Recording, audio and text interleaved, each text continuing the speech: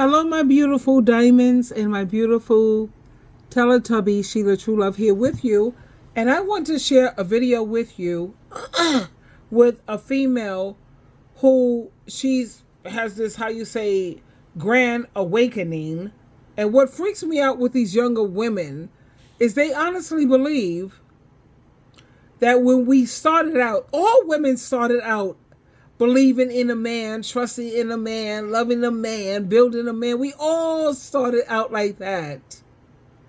I look at some of my younger, let me just share this clip with you briefly. A lot of women don't accept the reality that men take respect over love. Absolutely. Any day. Mm-hmm. Any day, every day of the week and twice on Sunday. Respect me before you love me.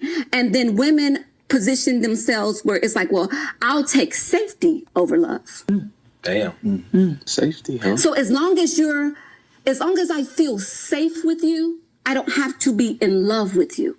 Because I'll marry the man that I respect before I marry the man that I'm in love with. You know what? Whew. When you say that out loud, she ain't lie. That makes some sense. Yeah, no, she didn't lie. I have no rebuttals. Because even the safety, immediately when you said safety, I'm like, no. In my head, I'm like, no. They want to marry somebody that's financially keeping them safe. Mm-hmm. And it's so many different protect. It's so many different layers to safety. But mine emotionally keeping them safe. So I don't have to be in love with my husband. Because I'm not going to always...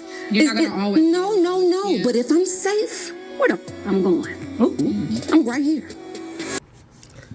Now, what she just shared with us is if a woman feels safe, it depends on what makes you feel safe. What makes you feel safe? Because he's paying all the bills? Because your health and medical insurance depends on him?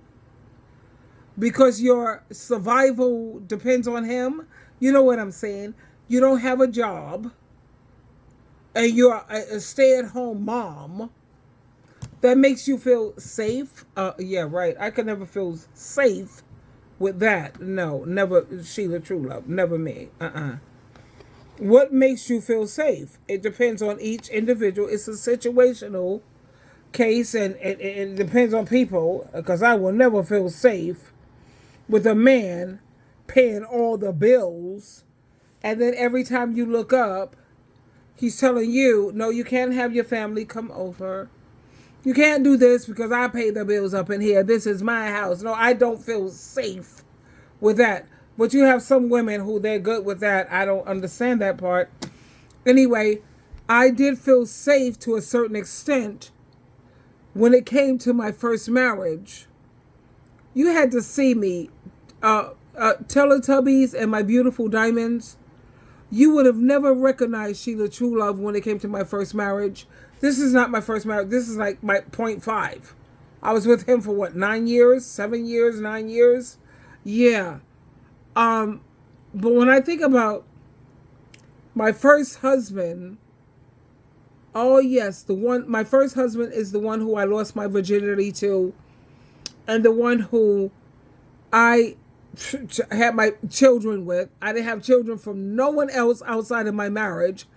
That man was the only man I had my children with. I only have one baby daddy. Yeah. I trusted that man so much until people looked at me like I was stupid, like I was crazy. They used to treat me like I was dumb. Like, what? Because I had so much faith and so much trust in my first husband when it came to cheating. And I said, I don't even sweat that. I don't even worry about my husband cheating on me because he will never cheat on me. And I remember talking to my Aunt Colleen, she was married for like 1,000 years, it seemed. And then I spoke to Aunt Juanita. She was also married. And then I spoke to other women, just generalizing women. And they all said I was a fool. Because I said I believed in my husband. We all started out believing, I think our innocence or naivety, just not knowing. But they all looked at me like I was like with 3 heads, honey, like she's stupid as hell. This is another dumb a-hole. And it was true, but my husband, he was a Scorpio, first of all. Yeah, a Scorpio. You know, I gave my virginity, whatever the hell. The first sex things that I learned, how to please a man, whatever, because I watched some Vanessa Del Rio videos because I was a virgin when I lost my virginity, but I didn't want to be dumb when I go into this. So I had to have some idea of what I was supposed to do. So I looked at a lot of Vanessa Del Rio. That was my girl who taught me things. She was like a freak. And when I lost my virginity to my husband and I was engaging and I performed, I'm trying to take care of my man. I want to be smart enough to know what's up. He was like, wow. The only reason why he was convinced that I was a virgin was because I bled. When you're a virgin and you have sex for the first time, then you bleed, in the bed. He saw the blood in the sheets and all of that. So he knew, oh my God, I got a virgin here. I already told you I was a virgin. I don't know whether he believed it or not, but I showed evidence, yes, I'm a virgin. And just because I had a couple of skills, it's only because I was trying to learn how to please my man and just do, I just went all out. Whatever, child, please. But the thing is, I was like these young girls that you see today. Like, I have an acquaintance. She's from Africa. And she's the first one to talk about, oh, but women need to be more like this, and women need to do that, and women need to do... Child, please. In my mind, I said, okay, how old was she? Her brain cells was not even fully developed. Your brain cells fully develop when you're 25, 26. She was what, 21?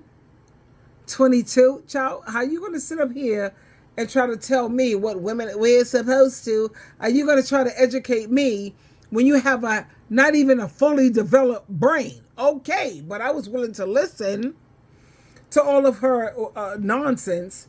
And yeah, now she's married, have 2 kids, a husband.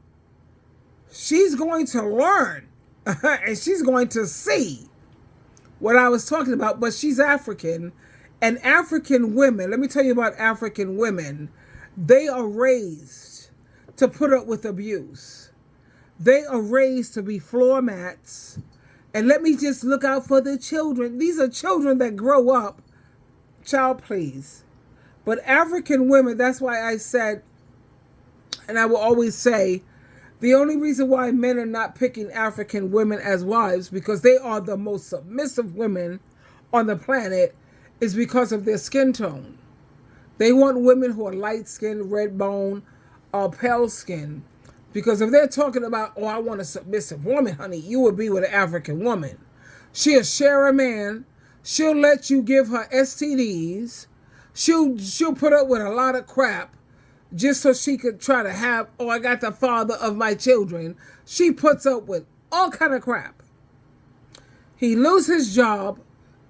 She's willing to try to work through, African women. I love African. I had a roommate, amazing, yeah.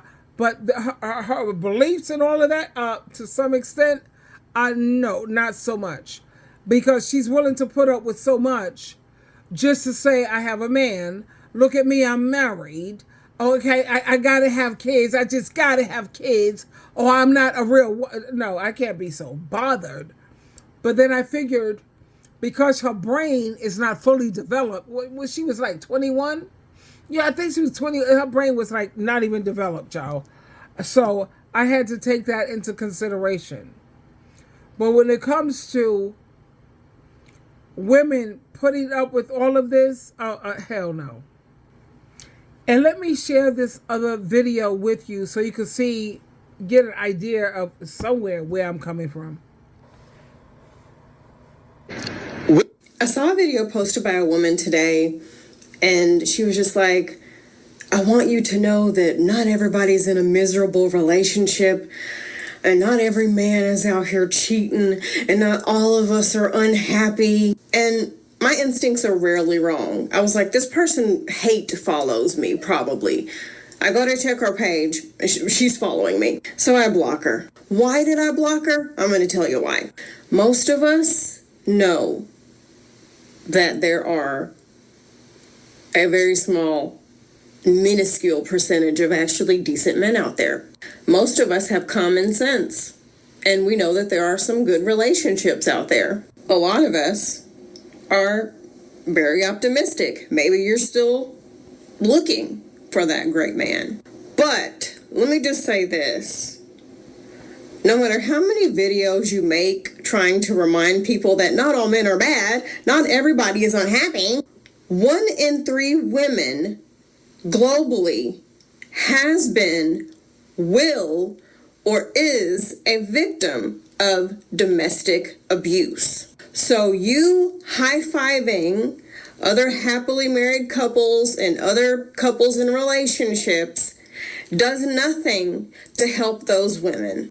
And I'm not saying that you can't be thankful for your relationship. I'm happy for you. If somebody wants a relationship, I want them to be in a happy, healthy one. And there's a time and a place to celebrate happy couples. But being an adult means that, yes, we definitely need to be positive. But there's also a place for negativity. And you also have to be careful that you're not saying that truth is negativity. Me acknowledging the toxicity in the average relationship, because let's be real here, and don't call me negative because I'm being honest. The default setting for most relationships is that the woman is not treated well. And I almost want to ask those people and comment and say, what was the point of you saying this? Was it to make yourself feel better? Are you trying to help someone? Because honestly, when I was married to my abusive ex-husband, somebody sitting in front of me and bragging about how happy they were wasn't going to do shit to help me get out of that situation. It wasn't going to do shit to help me not get into another bad situation. I needed someone to be real with me, give me some signs, things to look out for, give me some advice. Hell, even our beloved late great iconic Mr. Rogers, may he rest in peace, had episodes of his show where he was honest and he talked about some not so fun aspects of life. But just imagine going up to somebody who has cancer or going to a cancer ward and saying, you know what, not everybody has cancer. Some people are healthy. Time and a place. And why the fuck would you say that? Exactly. Some of y'all are not being positive. You're being a dick and you're not helping. Shut up. I saw a video posted by SheilaTruelove. You have to Do this for me, okay? Stop confusing these two. Truth is truth. Negativity is negativity. Stop trying to label truth as negativity because you don't want to hear what the fuck that needs to be said, okay? Stop that. For me, okay? Stop confusing these two. Truth is truth. Negativity is negativity. Stop trying to label truth as negativity because you don't want to hear what the fuck that needs to be said, okay? Stop that. Take that fucking advice because you know you need it. Ain't nobody hating on you. That's it.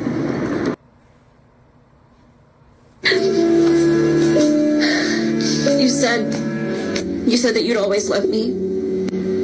Right? You said that you'd always love me today, tomorrow, forever. You said that it makes sense to you. Yeah. You said that. Those are things you said. I meant that. Then what changed? What changed? Just tell me what I did wrong in that. Please, just tell me. It's nothing. You didn't do anything. It's me. I promise. You promise?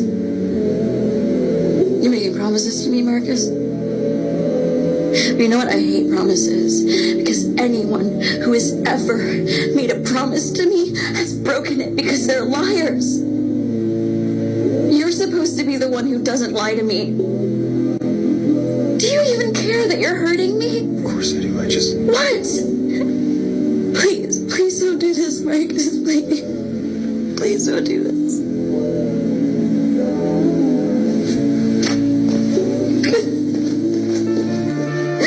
He had a bad day. He's full of shit. He didn't do that. You didn't do nothing. A lot of people say they want the truth, and then when you give them the truth, they can't handle the truth. So what I've come to realize is that the truth isn't what they're looking for. What they are looking for is a lie that is soothing to their own fears and insecurities. So if the truth goes against their way of thinking, they don't want to hear that shit. See, most people don't want clarification on what's real. They just want confirmation on what they want to believe. Now, I love you, I'm out here. A lot of people say they want the truth, and then when you give them the truth, they can't handle the truth. I had to close this video with a lot of people say they want the truth, but they can't handle the truth. I listen to Kendra G on a regular basis, and she always asks them the question, what is a deal breaker? The deal breaker, they say, are liars. And then when people tell them the truth, they hate it. They hate it. They don't want the truth, which is why I really appreciated this last video. Say it again, sir. A lot of people say they want the truth, and then when you give them the truth, they can't handle the truth. So what I've come to realize is that the truth isn't what they're looking for. What they are looking for is a lie that is soothing to their own fears and insecurities. So if the truth goes against their way of thinking, they don't want to hear that shit. See, most people don't want clarification on what's real. They just want confirmation on what they want to believe. Now, I love you, I'm out here. A lot of people say they want the truth, and then when you give them the truth, they can't handle the truth. Hey, so I'm saying, why do I need religion? Because you don't. You know, you say you do not need religion. You say Christian is the best. The Muslim guys say Islam is the best, and you know, whoever has its religion say that's the best. You should follow this because this is the best. Why should I follow any religion? You shouldn't. Do not follow religion. Follow Jesus Christ, not religion. Religion has been used to justify the Crusades, the Inquisition, the Salem witch trials, enslaving African Americans. I think you'd be an idiot to follow religion. Jesus Christ is totally different from religion. Here's 3 of some of the best reasons on why you should follow Jesus. When I examine his lifestyle, how he treated people, I am blown out of the water with his compassion and integrity. I have tried to live that way, man, and I have failed. In my best moments, I try to live like Jesus. At times I pull it off, too often I fail. So I have a tremendous amount of respect for his lifestyle, first of all. Secondly, Robert Coles, a psychology professor at Harvard, pointed out, all the teachings on ethics over the past 2,000 years are simply footnotes to the Sermon on the Mount of Jesus. When you read Matthew chapters 5, 6, and 7, the Sermon on the Mount, you will begin to grapple with the ethical brilliance of Jesus of Nazareth. So that's a second piece of evidence, pointing to Christ not being insane or a lunatic, but pointing to the fact he's really in touch with reality. Third piece of evidence. At the moment of his most excruciating death, as he's nailed to a cross, instead of cursing his enemies, the way I would have, he prays, Father, forgive them, for they know not what they do. That demands my respect. For more content, reasons to follow Christ. Here's 29 reasons to follow Christ.